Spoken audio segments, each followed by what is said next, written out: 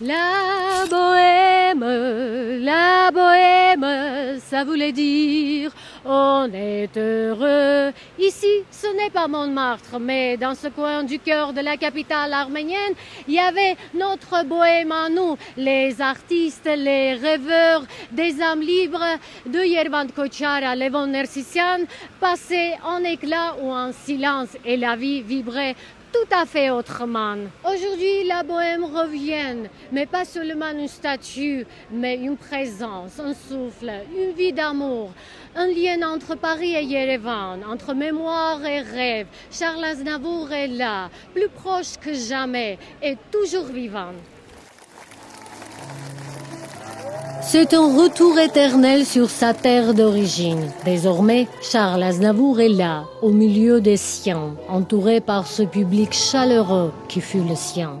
Le voici avec son geste si caractéristique, son légendaire mouchoir blanc à la main. Combien durant ses concerts ont rêvé de l'attraper au vol? Samuel Gasparian est l'un d'eux. Plus qu'un simple admirateur, c'est lui qui a traduit ses livres et ses chansons, faisant connaître en Arménie la philosophie de l'homme derrière l'artiste. Aznavour est venu en Arménie. Il est venu à Ereven. Désormais, je ne me sens plus seul. Quand j'aurai besoin de lui, je viendrai ici pour le voir. Nous, les Arméniens, nous avons une dette envers Aznavour. Et ceci n'en est qu'une partie. L'autre partie, c'est de rebaptiser notre aéroport Zvartnots à son nom et de prendre enfin soin de sa maison-musée. L'œuvre est signée David Minassian, sculpteur de renom à qui l'on doit déjà plusieurs monuments emblématiques d'Erevan. Pour le fils cadet du chansonnier Nicolas Aznavour et sa famille, présent dans ce jour historique, c'est un nouveau foyer qui s'ouvre dans ce coin d'Erevan. Nicolas, quelles sont vos émotions? Je suis très ému et j'aime beaucoup ce travail et je remercie tout le monde pour... Avez-vous apprécié le travail? Énormément, oui. Je trouve que c'est très léger, avec beaucoup de talent et un très bel hommage.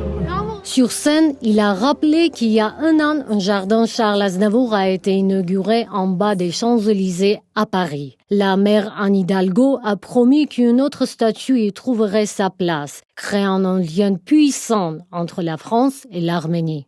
J'espère que ces deux lieux, à Yerevan et à Paris, formeront le trait d'union entre la France et l'Arménie.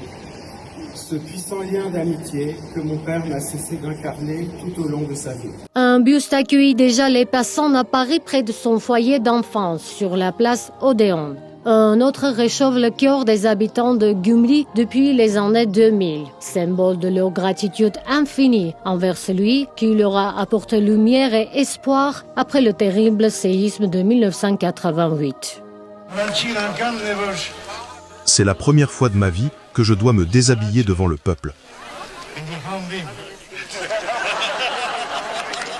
Aujourd'hui, le grand Charles observait la cérémonie depuis le ciel. Et qui sait, peut-être glissait-il avec son humour si caractéristique. Et voilà, je me déshabille encore une fois.